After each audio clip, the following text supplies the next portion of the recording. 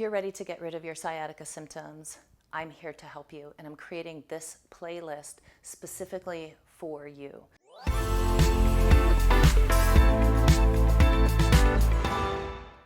So I had sciatica for over 15 years, and it was on again, off again. It wasn't debilitating all the time. Sometimes it was just kind of a nagging ache in my glute. Sometimes it was just a little bit of weakness in my hip. And then sometimes it was full blown. I had trouble getting out of bed.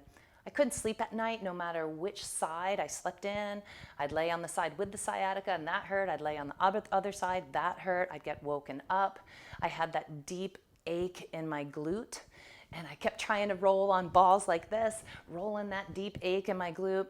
That never fixed it. It didn't get better ever. Sometimes I couldn't put weight on my right leg. Like if I was going to pull my pants up on the left side, I'd have to sit down because my hip would just give out and I couldn't stand up.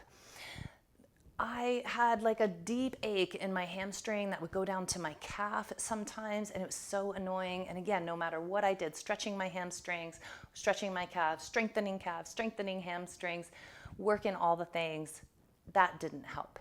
Some things would give me just a little bit of relief, and then everything would come full blown back. And it was frustrating. And I understand if you're in this cycle of on again, off again, some days it's better, some days it's worse, and you don't even know exactly why, I want to shine light on the practices that will really help you get rid of your sciatica symptoms once and for all.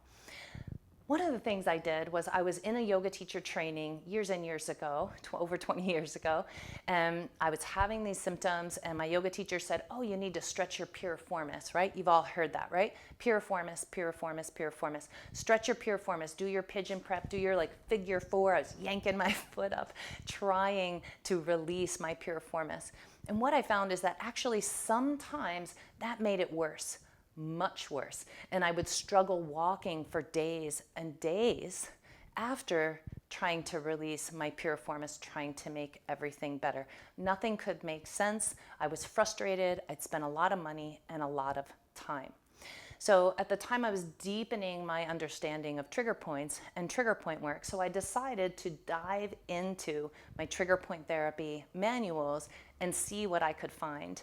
And it was through that research that I was able to specifically work on the muscles that were causing my pain conditions, and I got relief, but it still came back. I was working in my glutes, I was working in different parts of my body, and I would feel better, and then it would come back. And I thought, what is the problem? So then I started researching the opposite muscle groups. I started looking at my body, seeing that my pelvis wasn't quite level. And when I really honed in on all the parts, working opposite muscle groups, releasing those first, and then releasing the muscles that caused my symptoms, it took about 6 weeks, and I've never had that pain again. And that was about 14 or 15 years ago. I walk, I ride mountain bike, I do all kinds of fun play in the woods. I work hard, I'm on my feet all day. I never, ever have had that pain again. And that's what I want your story to be. I want your story to end with, I did this stuff that Kat showed me, and I never, ever had that pain again. So I'm creating this playlist. It's gonna take some time because there's a lot of pieces to the sciatica story. Some of you will have herniated discs. Some of you don't have herniated discs. Some of you have hip weakness. Some of you don't. We're gonna address all the symptoms that kind of get lumped into sciatica. I'm gonna help you understand what's the difference between true sciatica and false sciatica. And then I'm going to teach you which muscles you must address in which order. It's important to do them in the proper order so that you're not releasing something that's actually being pulled too long. You want to release what's pulling on it first and then release the muscles that are causing your symptoms. It sounds complicated. It's not. I'm going to make it really easy for you so you have all of the practices so you're empowered to take care of yourself. And you're going to need these 3 balls to do it. You need a tennis ball size ball.